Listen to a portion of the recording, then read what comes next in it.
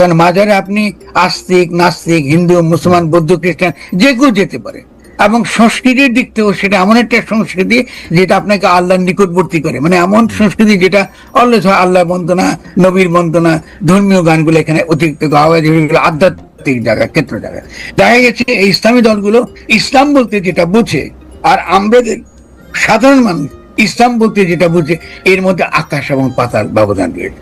2 নম্বর হলো ইসলামপন্থী দলগুলো এই যে যারা মাজারে যায় বা যারা নামাজ কালাম পড়ে বা যারা আপনার ইবাদত বন্দি করে, একই সঙ্গে যারা একটা সমাজে সকলের সঙ্গে সহাবস্থানের সঙ্গে থাকতে চায়, এই বৃহৎ জনগোষ্ঠীর সঙ্গ থেকে তারা কিন্তু বিচ্ছিন্ন। ফলে আমরা দেখেছি এটা প্রমাণিত হয়ে গেছে, তাদের কোনো অবস্থান আমরা কিন্তু দেখিনি। 2 নম্বর, আমরা দেখেছি তারা মুখে ইসলামপন্থী বলছে, কিন্তু তারা এখনো গাজায় ফিলিস্তিনিদের পক্ষে লড়াই করবার জন্য বাংলাদেশে একটা শক্তিশালী আন্দোলন করতে তারা চাইছে না। না চাইবার একটা বড় কারণ হলো এই, তারা সকলে চায় না মার্কিন যুক্তরাষ্ট্রে রুষ্ট করতে, কারণ তাদের ইচ্ছা আগে মতোই যে মার্কিন যুক্তরাষ্ট্রে তাদেরকে ক্ষমতায় বসাবে এবং আগামী দিনে তাদের ক্ষমতায় রাখতে সহায়তা করবে। ফলে ইসলামপন্থীরা আদৌ ইসলামপন্থী কিনা এটা তো তর্কের বিষয়। আপনি ইসলাম বলতে আপনি কি বুঝেন আর আমরা স্বাধীন কি বুঝেন, এটা তর্কের বিষয়। কিন্তু ফরহাদ ভাই, মানে আপনি কিন্তু এই তর্ক বা এই যুক্তি প্রদর্শন জারি রেখেছেন, মানে আমার জ্ঞান বুদ্ধিমতে 30-35 বছরেরও বেশি, একই কথা। কিন্তু আপনি কিন্তু যারা ইসলাম পন্থাটা নিয়ে যাদের আঁকড়ে আছেন তাদের আপনি খারিজ করে দিতেছেন না, তাদের বলতেছেন এটা তর্ক করতে হবে, কিন্তু তারা কিন্তু আপনাকে খারিজ করে দিচ্ছে, বলতেছে যে ইসলামের কোনো ভার্সন নাই, ইসলামের কোনো মানে এডিশন নাই, ইসলামের কোনো সুগার কোটেড কোনো রকম রূপ নাই, এবং যেইটা বই খাতায় নাই ওইটা ইসলাম না। এবং আপনি যেটা মাজার কেন্দ্রিক যেটার কথা বলতেছেন, এইটাতে মনে হয় আপনি সবচেয়ে বেশি সমালোচিত হইতেছেন মনে হয়। না, অসুবিধা নেই, আমি তো সমালোচিত হবই, কারণ আমি সাধারণ জনগোষ্ঠীর পক্ষে কথা বলি। আর তারা যে ইসলামের কথা বলেন এটা আদৌ ইসলাম কিনা তার সাথে আলোচনার বিষয় হবে। ইসলামের বই খাতা কি? তারা কথা বলে দলিল, তো দলিল মানে কি? ইসলাম তো ওই আকারে এসছে, দলিল আকারে। হাদিস তো ইসলামে হাদিস আমি পড়বো অবশ্যই, কিন্তু হাদিস তো আমার জন্য বাধ্যতামূলক কিছু নেই। আর কোরআন তো নিজেকে কখনো আইনের বই বলে নাই। দাঁড়ান, আপনি তাদেরকে তো আমি যে প্রশ্ন করেছি সে প্রশ্ন উত্তর দিয়ে তো এটা শেষ হয়ে যায়। কোরআন তো নিজেকে কখনো আইনের বই বলে নাই। কোরআন বলছে হুদাল্লিল মুত্তাকিন, যারা সত্যিকার অর্থে আত্মসমর্পণকারী তাদের জন্য পরামর্শের বই কোরআন। তো তারা কোথায় আইন খুঁজেন কোরআনের মধ্যে? কোরআন তো এটা বলে নাই। আর শুধুমাত্র তাই না, ইসলাম আরো অনেক মহৎ। ইসলাম হচ্ছে উচ্চ স্তরের ধর্ম। এই ধর্মটা কি দাবি করে? যে মানুষ মাত্র আল্লাহ খলিফা, তাকে প্রতিনিধি আকারে দুনিয়া পাঠানো হয়েছে। তার মানে হচ্ছে তাকে আমি প্রজ্ঞা দিয়ে, বুদ্ধি দিয়ে, জ্ঞান দিয়ে পাঠিয়েছি দুনিয়ায়। আপনি যখন মায়ের পেট থেকে আসেন, আপনি কি বগলে কোরআন নিয়ে আসেন, নাকি প্রজ্ঞা নিয়ে আসেন, বুদ্ধি নিয়ে আসেন? এগুলো নিয়ে আপনি আসেন। আল্লাহ তো দিয়েছে আপনাকে সমস্ত কিছু। এই প্রজ্ঞা, বুদ্ধি, জ্ঞান নিয়ে তো আপনি কোরআন পড়বেন। তো আপনি যখন কোরআনকে আপনি ব্যবহার করেন মানুষের প্রজ্ঞা, বুদ্ধি, তার যে প্রেম, ভালোবাসা, এইসবের বিরুদ্ধে, বিপরীতে, এটা কি ইসলাম?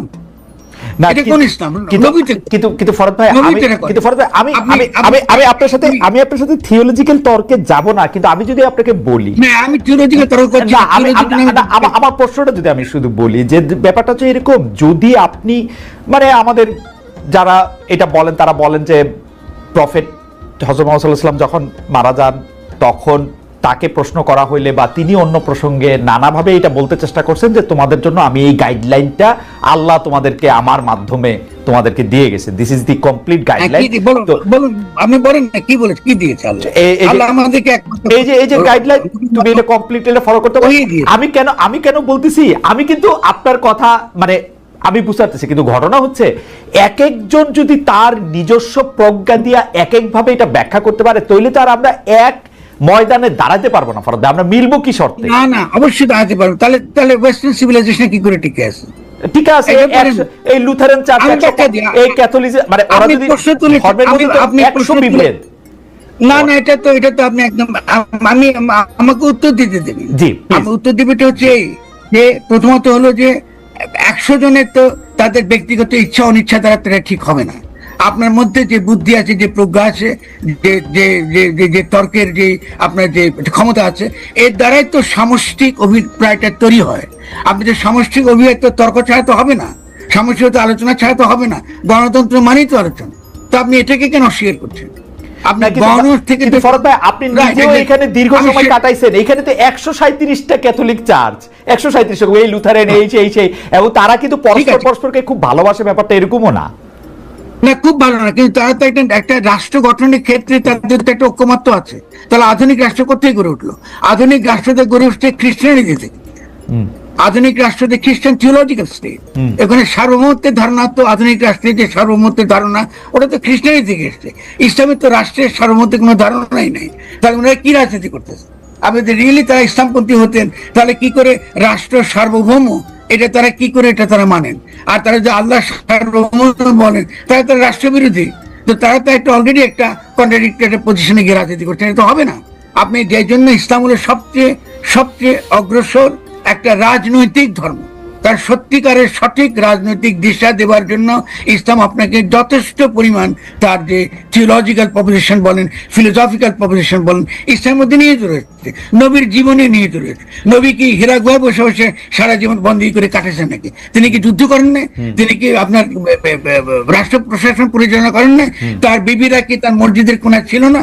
আপনি মেয়েদেরকে মসজিদ থেকে বের করে দিচ্ছেন, মেয়েদের সম্পর্কে যেসব কথাবার্তা বলছেন, এটা কি নবীর চরিত্রের সঙ্গে যায়? আপনি ইসলামের সঙ্গে যায় এগুলো আপনি আরব ট্রাইবাল কতগুলো রিলিজিয়নকে আপনি নিয়ে আসে বলতেছেন এগুলো ইসলাম। এটা কিসের ইসলাম? আপনি তো হবে না। ইসলাম তো পরকালের জন্য আসে নাই। আপনি যখন মোনাজাত করেন তখনই তো আপনি বলেন কি রব্বানা আতিনা ফিদ দুনিয়া হাসানা, আপনি দুনিয়াকে একদম ভালো করেন। যারা ইহলোক বিরোধী, যারা ইহলৌকিকতা বিরোধী, তারা কখনোই নবীর উম্মত হতে পারে না। কারণ নবী ইহলৌকিক ধর্ম এনেছেন দুনিয়াতে, খ্রিস্টানিটির বিপরীতে। এইখানে ইসলামের সঙ্গে খ্রিস্টানিটির বিরোধ, এইখানে ইসলামের সঙ্গে জুদাইজমের বিরোধ। আপনি যদি পরকাল নিয়ে আসেন, পরকালটা এনেছে খ্রিস্টানিটি, যে আপনি লর্ড যিশুর যে জগৎ, সে জগতে প্রবেশ না করলে আপনি মুক্তি পাবেন না। ইসলামের তো এগুলো নাই। আপনি এসব বাজে চিন্তা আমাদের সমাজে ছড়াচ্ছেন, অথচ আমাদের এখানে ইসলাম যারা প্রচার করেছেন তারা তো এগুলো কখনো বলে নাই। আপনারা আনেছেন কেন? পেট্রো ডলার এগুলো এসেছে পেট্রো ডলারের দ্বারা, পেট্রো ডলারের দ্বারা। আপনি সৌদি রাজতন্ত্রের পক্ষে, আপনি বিভিন্ন রাজতন্ত্রের পক্ষে আপনি রাজনীতি করতে চান। আপনি তো ইসলাম নিয়ে রাজনীতি করতে চাইছেন না।